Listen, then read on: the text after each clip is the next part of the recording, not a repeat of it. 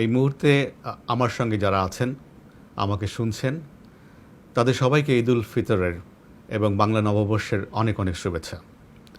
আপনারা জানেন যে আমি প্রায় 2 বছর পূর্বে চাকরি থেকে অবসর গ্রহণ করেছি। এই অবসরকালীন সময়ে আমি স্বেচ্ছাকৃতভাবে পাবলিক লাইফ থেকে দূরে নিরিবিলি জীবনযাপনের চেষ্টা করে আসছি। চাকরিকালীন সময়ে বিগত 2012 সাল থেকে 14 সাল পর্যন্ত আমি সোশ্যাল মিডিয়াতে একটি বিশেষ গোষ্ঠী কর্তৃক অবিরত এবং ক্রমাগত অপপ্রচার এমনকি ব্যক্তিগত চরিত্র হননের অপচেষ্টার শিকার হয়েছি। সাম্প্রতিক পত্রিকান্তরে আমার এবং আমার পরিবারের বিরুদ্ধে কিছু খুবই আপত্তিজনক ও মানহানিকর অসত্য এবং বিকৃত সংবাদ প্রকাশিত হয়েছে। সেই সংবাদের সূত্র ধরে অন্যান্য কতিপয় আউটলেট একই ধরনের সংবাদ পুনরাবৃত্তিক্রমে পরিবেশন করেছে। তবে উল্লেখযোগ্য বিষয় এই যে দেশের মেইন স্ট্রিম অর্থাৎ মূলধারার প্রিন্ট এবং ইলেকট্রনিক মিডিয়া এই অসত্য এবং মানহানিকর বিকৃত সংবাদ পরিবেশনে তেমন কোনো আগ্রহ দেখায়নি। মূলধারার সেই সব প্রিন্ট এবং ইলেকট্রনিক মিডিয়ার সাংবাদিক বন্ধুগণের প্রতি আমার এবং আমার পরিবারের অনেক অনেক কৃতজ্ঞতা।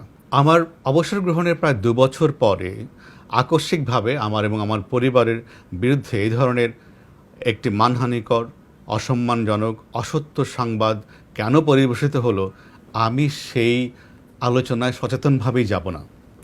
তবে এর কারণ রাজধানীর সকল সাংবাদিক এবং সচেতন মহলের মুখে মুখে।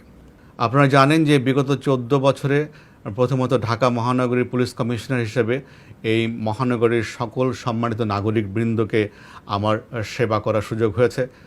তৎপরবর্তীতে ডিজি র্যাব হিসাবে এবং আইজিপি হিসেবে সমগ্র দেশবাসীকে সেবা প্রদানের আমি দুর্লভ সুযোগ পেয়েছি।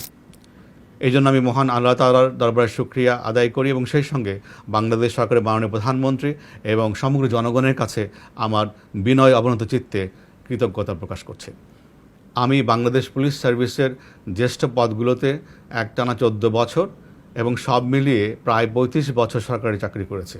1996-97 সালে আমি কসোভোতে শান্তিরক্ষী হিসেবে দায়িত্ব পালন করেছি। 2001-2000 সালে আমি আবার পুনরায় শান্তিরক্ষী মিশনে কাজ করেছি।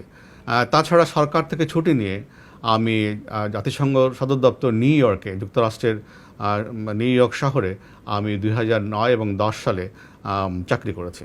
যেহেতু আমি পাবলিক এক্সচেকার থেকে ব্যয়িত অর্থে স্কুল, কলেজ, বিশ্ববিদ্যালয়ে পড়াশোনা করেছি, প্রায় 35 বছর রাষ্ট্রের বেতনভোগ কর্মচারী হিসেবে কর্তব্য পালন করেছি, সেহেতু ব্যক্তিগত দায়বদ্ধতার অবস্থান থেকে প্রকাশিত সংবাদের প্রেক্ষিতে প্রকৃত সত্য এবং তথ্য তুলে ধরা আর একটি নৈতিক তাগিদ আমি ভিতর থেকে অনুভব করছি। তাছাড়া এদেশের মানুষ যারা আমাকে পছন্দ করেন, ভালোবাসেন, সমর্থন করেন, তারা সহ যা আমার পরিবার, আত্মীয় স্বজন, বন্ধুবান্ধব, নিকট ও পরিচিত জন যারা এই ধরনের অসত্য এবং বিকৃত সংবাদের প্রেক্ষিতে ব্যক্তিগতভাবে আহত হয়েছেন, ব্যথিত হয়েছেন, হতাশ হয়েছেন, সংক্ষুব্ধ হয়েছেন, তাদের প্রতি সম্মান ও শ্রদ্ধা রেখে প্রকৃত সত্য এবং তথ্য প্রকাশের মাধ্যমে তাদেরকে আশ্বস্ত এবং তাদের বিশ্বাসের জায়গাটি সুদৃঢ় করার জন্য আমি এবং আমার পরিবারের পক্ষ থেকে আমরা মনে করি প্রকৃত সত্য তুলে ধরা খুবই জরুরি। আমার এই বক্তব্যের লক্ষ্য কাউকে পাল্টা আক্রমণ করা নয়, কোনো বিদ্বেষ ছড়ানো নয়। ইংরেজিতে যেটা বলে মাডস্লিঙ্গিং, সেটাকে আমরা সচেতনভাবে অ্যাভয়েড করতে চাই এবং আমার কথার পরিপ্রেক্ষিতে কথা নয়, আমরা সেটাকে অ্যাভয়েড করতে চাই। শুধুমাত্র নৈতিক এবং ব্যক্তিগত দায়বদ্ধতার প্রেক্ষাপটে আমি আমার কথাগুলো বলবো।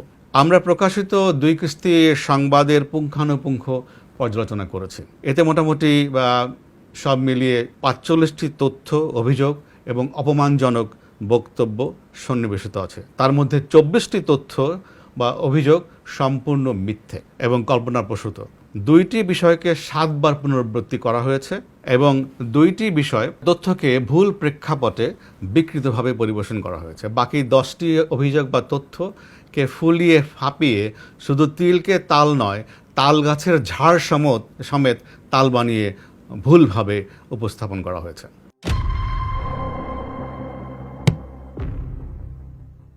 আমার জন্মশহর গোপালগঞ্জে 2014 সাল থেকে আমাদের পারিবারিক কৃষি খামার ও কৃষিতে বিনিয়োগ আছে। সে সময় থেকে 10 বছর ব্যাপী ধীরে ধীরে কৃষিক্ষেত্রে আমাদের পারিবারিক বিনিয়োগ এবং ব্যবসা চলে আসছে। প্রথমে সেখানে আমাদের পরিবার সদস্যগণ একটি ছোট মৎস্য খামার প্রতিষ্ঠা করে। সেই খামারের আয় থেকে আস্তে আস্তে ব্যবসা বৃদ্ধি হয়। পরবর্তীকালে মৎস্য খামারের পাশাপাশি সেখানে বিভিন্ন বনজ, ফলজ, ঔষধি ও মশলা জাতীয় বৃক্ষরোপণের মাধ্যমে ব্যাপক বনায়ন করা হয়। কৃষিক্ষেত্রে ব্যবসার জন্য শত শত কোটি টাকার প্রয়োজন হয় না, বা এই ধরনের শত শত কোটি টাকার বিনিয়োগের প্রয়োজন হয় না। এই যে প্রকল্প যেখানে রয়েছে, সেখানে যে পরিমাণ ভূমি উল্লেখ করা হয়েছে সেটি কোনো ক্রমেই সঠিক নয়। সত্য এই যে সেখানে যে পরিমাণ টাকার জমি কেনা হয়েছে, তার থেকে বেশি আমার পরিবারের ব্যাংক এবং অন্যান্য সূত্র থেকে ঋণ, লোন বা দেনা রয়েছে। এটি মূলত তাদের ব্যবসায়িক আয় এবং ব্যাংক এবং অন্যান্য সূত্র থেকে সংগৃহীত লোনের মাধ্যমে এই ব্যবসা প্রতিষ্ঠানকে তারা ধীরে ধীরে গড়ে তুলেছে। তাছাড়া এই জমির পরিমাণ এবং ব্যবসাতে নিয়োজিত সংশ্লিষ্ট জমির পরিমাণ এবং টাকার উৎস এই বিষয় সংক্রান্ত ট্যাক্স ফাইলে যথাযথভাবে সন্নিবেশিত আছে।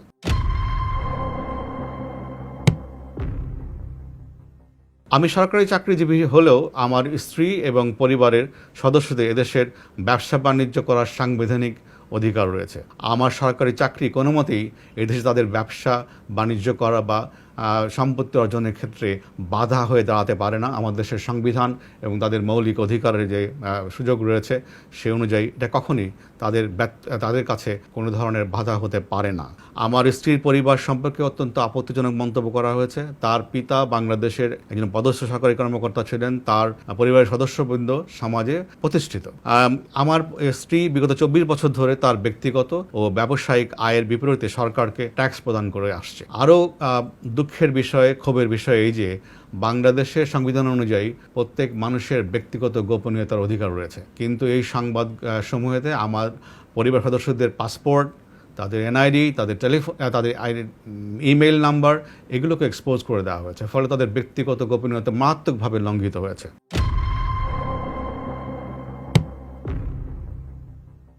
প্রতিবেদনের দুটিতে ঢাকা এবং ঢাকার বাইরে আমার এবং আমার পরিবারের যে সম্পত্তির কথা উল্লেখ আছে, সেগুলো সম্পূর্ণ মিথ্যা। প্রতিবেদন মোতাবেক ঢাকার কাছেই বিঘার পর বিঘা আমাদের এবং আমার পরিবারের কোনো জমি জমা নেই। পূর্বাঞ্চলে 40 কাঠা জমির উপরে ডুপ্লেক্স বাড়ি নেই। পূর্বাঞ্চলের কথিত ডুপ্লেক্স বাড়ির পাশে একই জায়গায় 10 বিঘা জমি নাই।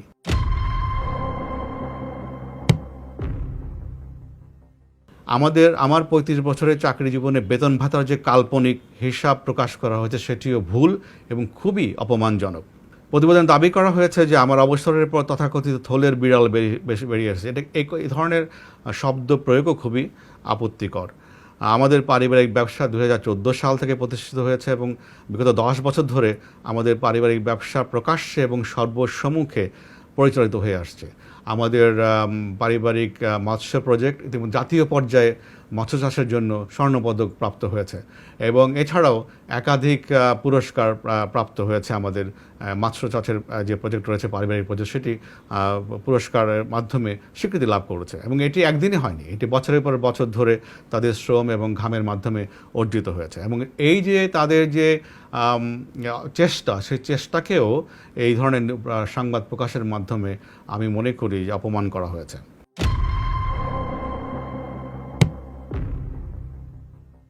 গোপালগঞ্জ প্রজেক্টে 2টি কোম্পানির কথা উল্লেখ করা হয়েছে, যেখানে 20 কোটি টাকা, আরেকটিতে 5 কোটি টাকার অনুমোদিত মূলধনের কথা এভাবে উল্লেখ করা হয়েছে যেন সাধারণ পাঠক মনে করেন যে এই 2টি কোম্পানিতে আমাদের পরিবার 25 কোটি টাকা বিনিয়োগ করেছে। আসলে অনুমোদিত মূলধন আর পেইড আপ মূলধন, পরিশোধিত মূলধন এক জিনিস নয়। এখানে এই 2টা কোম্পানিতে ইভেন 1 কোটি টাকারও পরিশোধিত মূলধন নাই, অথচ এটা এমনভাবে বলা হয়েছে যেন 25 কোটি টাকা আমাদের পরিবারের পক্ষ থেকে 2টি কোম্পানিতে বিনিয়োগ করা হয়েছে। মূলত এই 2টি কোম্পানি প্রতিষ্ঠা করা হয়েছিল ব্যবসাকে সম্প্রসারণের জন্য। আমাদের পরিবার ওখানে যে বর্তমানে যে ব্যবসা করছে সেটাকে সম্প্রসারণ করতে চায়, কৃষিক্ষেত্রে বিনিয়োগকে সম্প্রসারণ করতে চায়, কারণ বাংলাদেশে এই মুহূর্তে কৃষিক্ষেত্রে বিনিয়োগ সময়ের দাবি।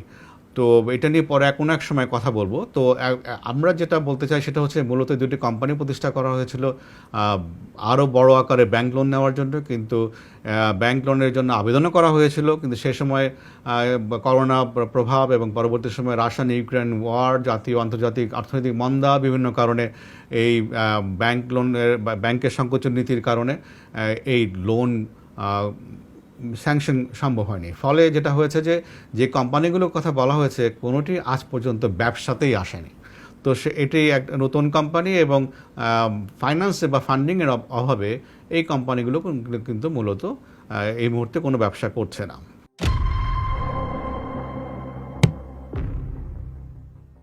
প্রকল্প এলাকার নাম বেনজিরের চক হিসেবে প্রতিবেদক দাবি করেছেন। এটিও আসলে প্রতিবেদক নিজস্ব একটি আবিষ্কার, কারণ এই ধরনের কোনো চক বা বেনজিরের চক নামে কোনো জায়গা প্রকল্প এলাকায় নাই।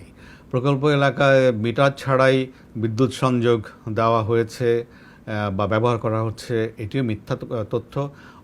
ওখানে রীতিমতো সরকারিভাবে অনুমোদন নিয়ে মিটার স্থাপন করে বিদ্যুৎ সংযোগ নেওয়া হয়েছে বৈধভাবে, এবং প্রতি মাসে নিয়মিত আমাদের পরিবার তাদের ব্যবসার জন্য যে বিদ্যুৎ খরচ হয় সেটির বিল পরিশোধ করে আসছে।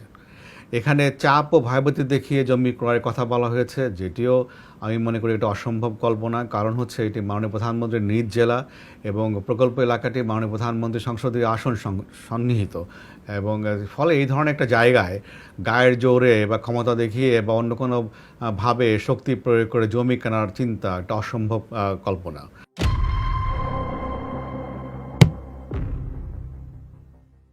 প্রতিবেদন বলা হয়েছে যে ইস্টার্ন প্রপার্টি মগবাজারে আমাদের একটি 4000 স্কোয়ার ফিটের ফ্ল্যাট আছে।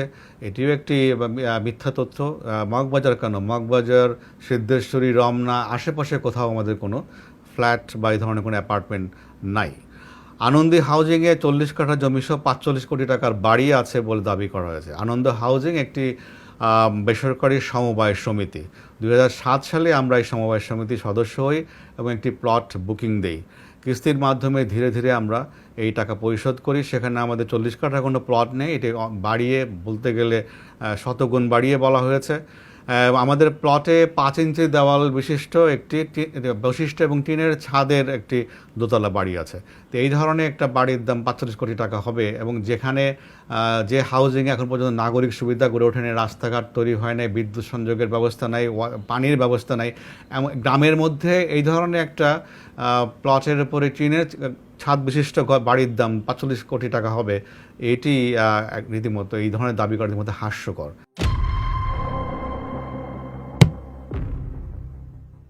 আইজি হিসেবে নাকি আমি পূর্বাঞ্চলে ফারুক মার্কেটের পাশে 10 কাঠার একটি জায়গা কিনেছি, যেটার বাজার মূল্য 22 কোটি টাকা। ইনিয়ে বিনিয়ে বলার চেষ্টা করা হয়েছে যে 22 কোটি টাকা দিয়ে আমি আইজি থাকাকালীন সময় ইনডিরেক্টলি বলার চেষ্টা করা হয়েছে প্লটটি কিনেছি। আমি আইজি কেন, ডিজি হিসাবে, কমিশনার হিসেবে কোনো মেয়াদেই আমি পূর্বাঞ্চলে কোনো প্লট কিনি নাই। 2001 সালে রাজু যখন সরকারিভাবে আবেদন আহ্বান করে, তখন আমি আবেদন করে সরকারি কোঠায় একটি 10 কাঠার প্লট বরাদ্দপ্রাপ্ত হয়েছিলাম, আজ থেকে প্রায় 23 বছর আগে, এবং সেটিও আমরা আমাদের পারিবারিক এবং নিজস্ব অর্থের প্রয়োজনের কারণে বিক্রি করে দিয়েছি। এই মুহূর্তে পূর্বাঞ্চলে আমাদের কোনো ধরনের কোনো জমি প্লট কিছুই নেই।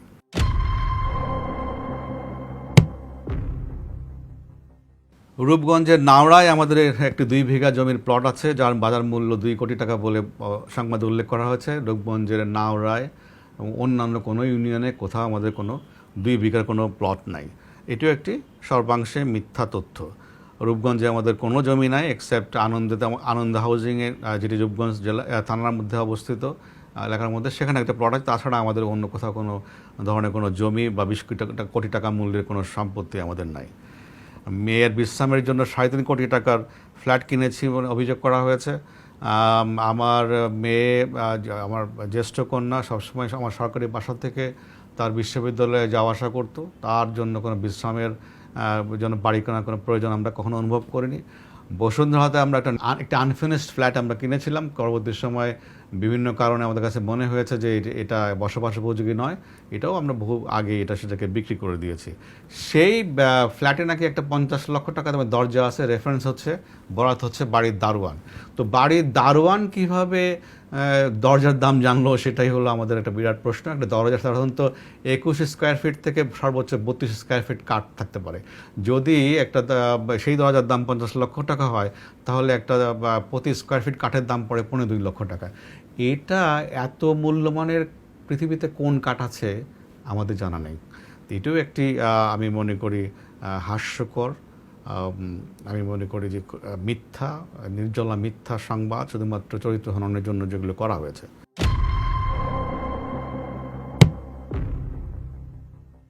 আমাদের পরিবারের স্টক এক্সচেঞ্জে পোর্টফোলিও আছে, তাদের শেয়ার ব্যবসা রয়েছে, এবং সেই শেয়ার ব্যবসার অংশ হিসেবেই বেস্ট ওয়েস্টার্ন হোটেলে আমাদের 2 লক্ষ টাকার একটা প্রাইমারি শেয়ার রয়েছে, এবং যেটি মোট সেখানে শেয়ারের সংখ্যা হচ্ছে 35 কোটি 50 লাখ। তো 35 কোটি 50 লাখ শেয়ারের মধ্যে থেকে আমাদের কাছে 2 লক্ষ শেয়ার আছে, তাও প্রাথমিক শেয়ার অভিহিত মূল্যে, এবং সেটাকেও এমনভাবে উপস্থাপন করা হয়েছে যে এখানে বিশাল একটা ইনভেস্টমেন্টের বিষয়, যা আসলে সঠিক নয়। তাছাড়া দাবি করা হয়েছে যে পদ্মা ব্যাংকের শেয়ার কিনেছি আমরা, কানাডিয়ান বিশ্ববিদ্যালয়ের মালিকানা আমরা কিনেছি। পদ্মা ব্যাংকে আমাদের কোনো শেয়ার নাই, কানাডিয়ান বিশ্ববিদ্যালয়েও আমাদের কোনো শেয়ার নাই, কানাডিয়ান বিশ্ববিদ্যালয় এবং পদ্মা ব্যাংকের কোনো মালিকানা নাই, কোনো বিনিয়োগ কিছু নাই আমাদের। পদ্মা ব্যাংক একটি আর্থিক প্রতিষ্ঠান, সেখানে আমাদের ন্যূনতম একটা ব্যাংক অ্যাকাউন্টও নাই। তো এটাও একটা একেবারে নির্জলা মিথ্যা কথা, এবং এটির কোনো ভিত্তিহীন সংবাদ এখানে পরিবেশিত হয়েছে।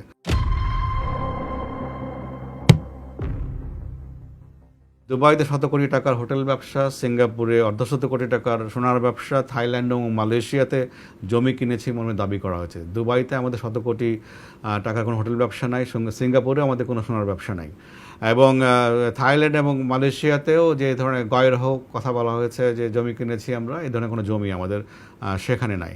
দুবাইয়ের কেন্দ্রস্থলে কনকর্ড হোটেলে মোটা অঙ্কের শেয়ার রয়েছে মর্মে দাবি করা হয়েছে। আমরা দুবাইতে ওই হোটেলে খোঁজ খবর করেছি। এই হোটেলটিতে কোনো শেয়ার মালিকানায় পরিচালিত হয় না। এটি একটি একক মালিকানাধীন হোটেল, এবং আমরা জেনেছি, এবং এর মালিক হচ্ছে স্থানীয় একজন আমিরাতি। তো এটাও একটি মিথ্যা তথ্য। এখানে আমাদের কোনো, এই হোটেলের মালিকানায় আমাদের কোনো শেয়ার নেই। সিঙ্গাপুরের তথাকথিত নিজে জুয়েলার্সে আমাদের মালিকানা আছে, যেটি দাবি করা হয়েছে যে মোস্তফা সেন্টারের আশেপাশে কোথাও।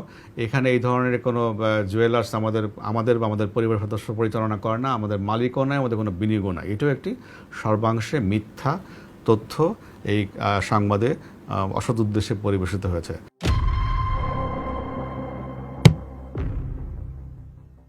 সোনালী ব্যাংক থেকে বিপুল অঙ্কের লোন নিয়ে বিদেশে পাচার করার অভিযোগ করা হয়েছে। পাচার নয়, লোন নিয়ে আমরা আমাদের গোপালগঞ্জ প্রজেক্টে ইনভেস্ট করেছি, বিনিয়োগ করেছি, এবং সেখানে বড় বড় সাইনবোর্ড লাগানো আছে যেটা সোনালী ব্যাংকের এখানে আমাদের ঋণ রয়েছে, এই ধরনের সাইনবোর্ড প্রকল্প লেখা রয়েছে।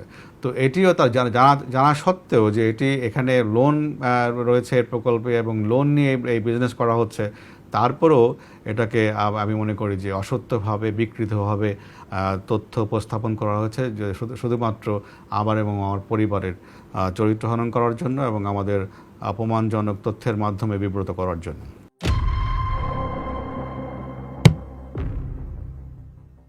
সেন্ট মার্টিন এলাকায় বাগান দখল করা হয়েছে, নারকেল বাগান দখল করা হয়েছে উল্লেখ করা হয়েছে। সেন্ট মার্টিনে আদৌ কোনো নারকেল বাগান আছে কিনা সেটা আমাদের জানা নেই। আমরা বিক্ষিপ্তভাবে নারকেল গাছ আছে, আমরা যখন যারা সেন্ট মার্টিন দ্বীপে বেড়াতে গিয়েছেন তারা দেখেছেন সমুদ্র পাড় দিয়ে বিক্ষিপ্তভাবে নারকেল গাছ আছে, কিন্তু নারকেল গাছের একটা ঘন বাগান আছে, এটা বোধহয় আমি কখনো দেখি নাই, কয়েকবার গিয়েছি আমি, কিন্তু যারা সাম্প্রতিককালে গিয়েছেন তারাও নিশ্চয়ই আমার সঙ্গে একমত হবেন যে একেবারে নারকেলের বাগান নামে কোনো বাগান ওখানে আছে নিশ্চয়ই দেখেননি কেউ।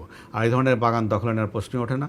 আমি একজন দায়িত্ববান সরকারি কর্মকর্তা হিসেবে আমার পরিবার বা আমি কারো জমি দখল বেদখলের সঙ্গে কোনো ক্রমেই নৈতিকভাবে বা অন্য কোনোভাবে জড়িত হওয়ার প্রশ্নই ওঠে না। সেখানে বিভিন্ন দাগ নাম্বার উল্লেখ করে বিভিন্ন সম্পত্তির পরিমাণ উল্লেখ করা হয়, এগুলো যোগ করে দেখবেন, যোগ করলে হয় 164.39%। কিন্তু দাবি করা হয়েছে যে আবার আরেক পাড়ায় যেখানে আমাদের 418% জমি রয়েছে। তো যোগ মানে কি এখানে ম্যাথামেটিক্সেরও সমস্যা আছে। তো এখানে আমাদের এই ধরনের কোনো জমি না, আমাদের একটা প্লট আছে বহুদিন আগে, প্রায় আজ থেকে প্রায় 17 বছর আগে একটা আমাদের একটা প্লট কেনা আছে ওখানে। আর আপনারা জানেন যে কিছু বছর আগে হাইকোর্ট থেকে নিষেধাজ্ঞা দেওয়ার কারণে ওখানে সব ধরনের কনস্ট্রাকশন বন্ধ রয়েছে। এর ফলে এই জমিগুলো এখন আর কেউ কিনেও না, এগুলো বলতে গেলে পরিত্যক্ত এবং পতিত জমি হিসাবে পড়ে আছে। এবং আমাদের যে স্মল প্লটটা রয়েছে সেটার মধ্যে বালু আছে এবং পাথর রয়েছে, এবং এখানে কোনো গাছপালাও তেমন একটা কিছু নাই। তো এটা একটা, যেহেতু হাইকোর্টের নির্দেশের প্রেক্ষিতে ওখানে সব ধরনের কনস্ট্রাকশন বন্ধ, সে কারণে বছরের বছর এই জমিগুলোর কোনো অ্যাপ্রিসিয়েশন হয় নাই, রাদার ডেপ্রিসিয়েশন হয়েছে। এগুলো বিক্রি করার চেষ্টা করলে বিক্রি করা যায় না। আর যে পরিমাণ সম্পত্তির কথা বলা হয়েছে সেটা সঠিক নয়, এবং এই যে আমরা যেটা কিনেছি সেটা আমাদের ট্যাক্স ফাইলে উল্লেখ করা আছে এবং এটার সোর্সও ট্যাক্স ফাইলে বর্ণনা করা আছে। শেষ কথা এই যে আমার পরিবারের যে সম্পত্তি রয়েছে তার প্রত্যেকটির বিপরীতে অর্থের উৎসে সহকারে সংশ্লিষ্ট ট্যাক্স ফাইলে যথাযথভাবে সেগুলো বর্ণিত আছে, সন্নিবেশিত আছে। আমার পরিবার তাদের ব্যবসার জন্য এবং আমি নিয়মিতভাবে কর পরিশোধ করি, এবং আপনারা জেনে খুশি হবেন যে আমি ইতিমধ্যে বাংলাদেশ সরকারের পক্ষ থেকে সেরা করদাতার সম্মানও লাভ করেছি। চাকরি জীবনে আমি ব্যক্তিগতভাবে সবসময় ঘুষ এবং দুর্নীতির বিরুদ্ধে লড়াই করেছি। পুলিশ কমিশনার এবং র্যাবের মহাপরিচালক হিসেবে জনগণের সেবার মান বৃদ্ধি করার জন্য কাঠামোগত, প্রশাসনিক এবং অপারেশনাল সংস্কার বা রিফর্ম করার উদ্যোগ গ্রহণ করেছে, এবং এই শহরের নাগরিকগণ তারা স্বীকার করেন যে এর ফলে যে সেবার ক্ষেত্রে যে প্রভূত উন্নতি ঘটেছিল তাদের কাছে সেটি স্পষ্ট। আইজিপি হিসাবে আমি অত্যন্ত স্বল্পমেয়াদে দায়িত্ব কর্তব্য পালন করি, সে সময় আমি দুর্নীতি এবং এই ধরনের অস্বচ্ছতার বিরুদ্ধে লড়াই করেছি। এখানে 100 বছরের রিক্রুটমেন্টের ক্ষেত্রে যে বদনাম ছিল পুলিশের, আমি কনস্টেবল সরকারের সহায়তা নিয়ে কনস্টেবল, সাব ইন্সপেক্টর এবং সার্জেন্ট নিয়োগের যে নীতিমালা, সেই নিয়োগ নীতিমালাকে আগাগোড়া খোল নলচে পাল্টে ফেলেছি। এবং এটা এই সাউথ এশিয়ার এখন স্ট্যান্ডার্ড একটা মডেল, এবং যে মডেলের প্রেক্ষিতে গ্রহণ করার প্রেক্ষিতে এখন এই গত কয়েক বছর ধরে আপনারাই মিডিয়াতে যে দেখছেন যে 120 টাকায় মেধাবীরা এবং যোগ্যরা চাকরি পাচ্ছে। তো এবং একই সঙ্গে এখানে আভ্যন্তরীণ পদোন্নতির ক্ষেত্রেও অনেক দুর্নীতির অভিযোগ ছিল। আমি আভ্যন্তরীণ পদোন্নতির ক্ষেত্রে যে নীতিমালা ছিল সেটাকেও আমি সংস্কার করেছি, এবং তার ফলে এখন আমাদের কনিষ্ঠ সহকর্মী যারা আছেন পুলিশ বাহিনীতে, তারা কিন্তু এখন সম্পূর্ণ দুর্নীতিমুক্ত পরিবেশে মেধার ভিত্তিতে, স্বচ্ছতার ভিত্তিতে তারা পদোন্নতি পরীক্ষা অংশগ্রহণ করে পদোন্নতি লাভ করছেন, এবং এই পরিবর্তনের সুফল তারা ভোগ করছেন। আইজিপি হিসাবে এই ধরনের কার্যক্রম গ্রহণ করার প্রেক্ষিতে সরকার আমাকে শুদ্ধাচার পুরস্কারে ভূষিত করেছে। সম্পূর্ণ ক্যারিয়ারে আমি পুলিশের আভ্যন্তরীণ দুর্নীতির বিরুদ্ধে লড়াই করেছি, এবং আমার কার্যক্রম এবং আমার বক্তব্য বিভিন্ন সময় মিডিয়াতে প্রকাশিত হয়েছে, এবং আমার সহকর্মীরা তার সাক্ষী। আমার অবসরের পরে আমাকে দুর্নীতিবাজ প্রমাণের অপচেষ্টা অত্যন্ত হতাশাব্যঞ্জক এবং দুঃখজনক।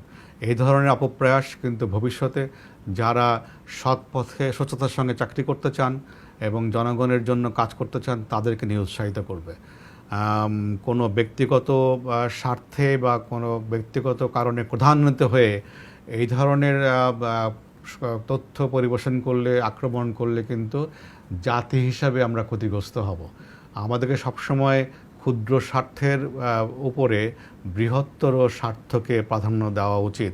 বিশেষ করে যারা সমাজের নেতৃত্বস্থানীয় আছেন তাদেরকে বিশেষ করে এই জিনিসটা উপলব্ধি করা দরকার বলে আমি মনে করি। অনেকেই করেন, ডেফিনেটলি, তাহলে তো দেশ এতদূর এগোতে পারতো না। এবং তাদের এই উপলব্ধির কারণেই কিন্তু আমরা আজকে অনেক অগ্রগামী হয়েছি জাতি হিসেবে, অ্যাজ এ নেশন।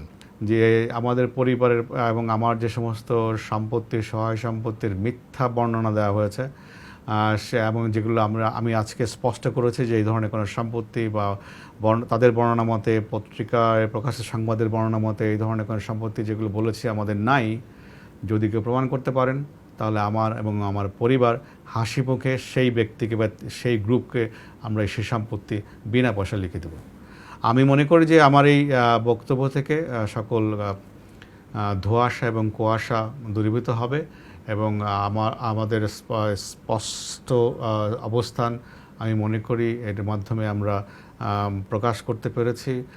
আমি সবসময় আমার চাকরি জীবনে এদেশের সাধারণ মানুষ যারা আমাকে সমর্থন করেছেন, সহযোগিতা করেছেন, তাদের প্রতি কৃতজ্ঞতা প্রকাশ করছি। আজকেও এই দীর্ঘক্ষণ ধরে আমার কথা শোনার জন্য আপনাদের কাছে আমি কৃতজ্ঞ। আশা করি এর মধ্যে আমার এই বক্তব্যের মাধ্যমে, তথ্যগুলোর মাধ্যমে সকল ধরনের অস্পষ্ট দূরীভূত হবে এবং যারা সংক্ষুব্ধ হয়েছেন তারা বিষয়টা উপলব্ধি করতে পারবেন। আপনাদের সবাইকে অনেক অনেক ধন্যবাদ এবং কৃতজ্ঞতা আমাকে অনেকক্ষণ ধরে শোনার জন্য। আসসালামু আলাইকুম।